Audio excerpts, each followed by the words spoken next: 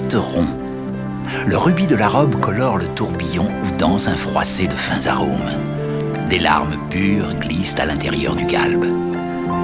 Sur les routes de Bourgogne, des vignerons lui ont dit les gestes et les mots qu'il faut connaître. Toute bénédiction des dieux réclame un peu de rite, du recueillement aussi. Vers les apparences, dans ce coin d'âme où réside le sens des choses vraies. Ils ont compris que se pénétrer du Bourgogne, c'est entrer en Bourgogne, dans toute la Bourgogne, comme on entre en religion.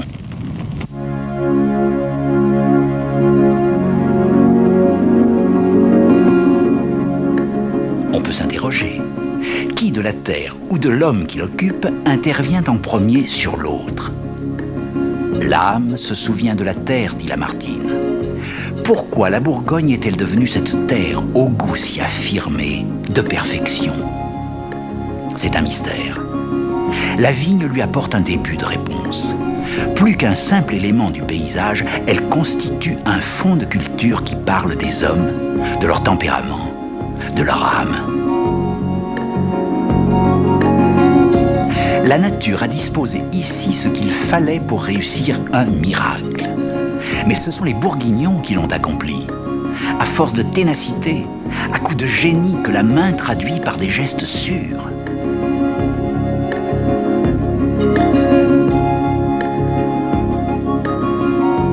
Avec le temps qui passe, comme avec le temps qu'il fait, ce temps pris pour allié.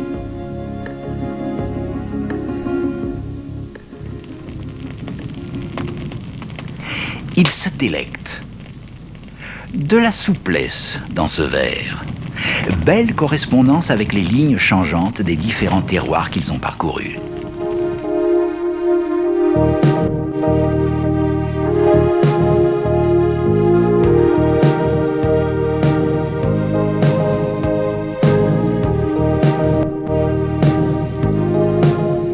De Joigny à Mâcon, le relief a modelé des courbes sur mesure. Paysage de collines qui avivent les calmes horizons de la Bourgogne. Houle de douceur du Clunisois ou du Chalonnais. Lame plus sèche de la Côte d'Or. Vague ample et répétée du Chablisien. Et pour finir, cette barre déferlante de Solutré. Argile, calcaire et marne sont en proportion choisie. Les coteaux s'envolent rarement à plus de 400 mètres, déroulant une lézarde ourlée de vertes frondaisons.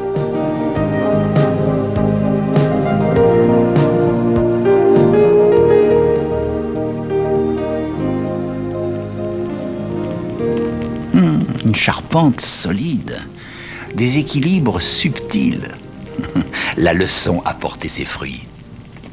Dans une région au climat marqué par la vigueur des saisons, seule la température des caves est égale. Dans l'ombre protectrice du sol, où le vin mûrit.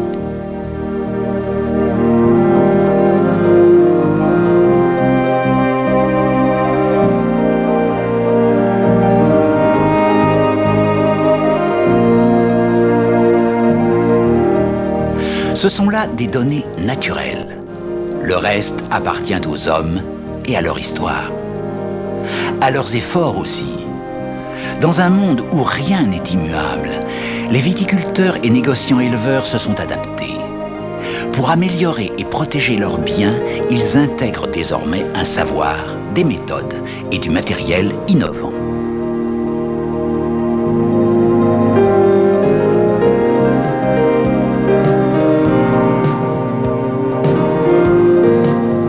La science, en Bourgogne, fait bon ménage avec la nature.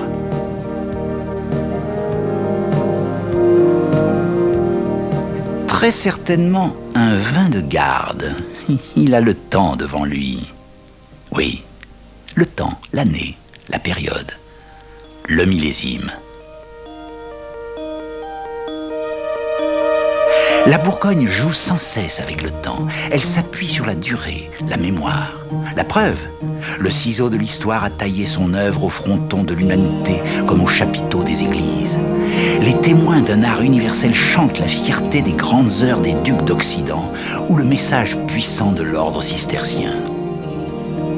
C'est de ce berceau que l'Europe a pris son envol millénaire d'une aile vive et conquérante.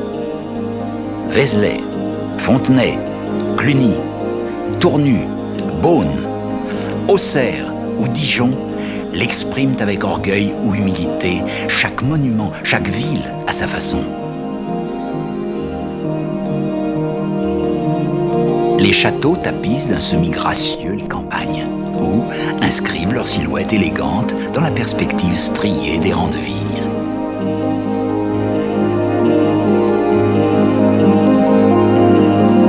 Les villages rassemblent leurs toits et leurs feux dans une intime modestie. La flèche altière de leur clocher signale, à la manière d'un doigt dressé, la présence ancienne des hommes. Comme le cep plonge loin dans le sol pour y puiser l'humidité nourricière, la vigne a des racines profondes.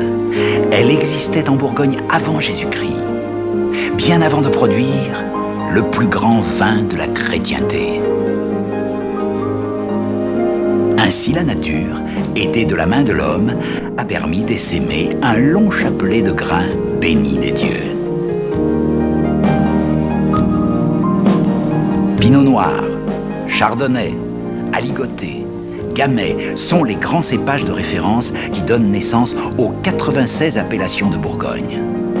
Les régions de production aident à se repérer, du nord au sud, Chablis et Auxerrois, la côte de Nuits et la côte de Beaune, la côte chalonnaise, puis le Mâconnais.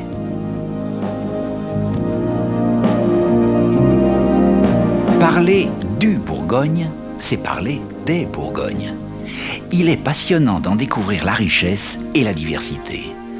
La notion de clos, souvent dépendante de celle de climat et de lieu-dit, en est une expression vivace.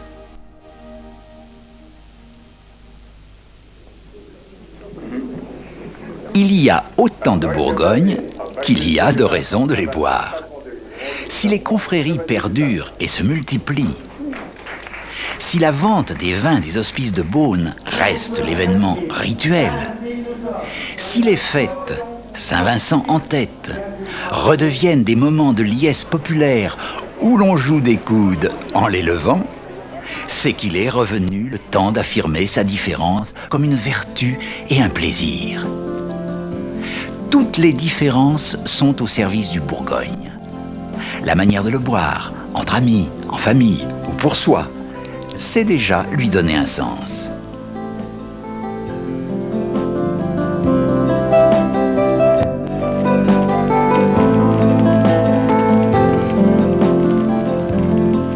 Il refait le geste qui donne au vin un tournis léger.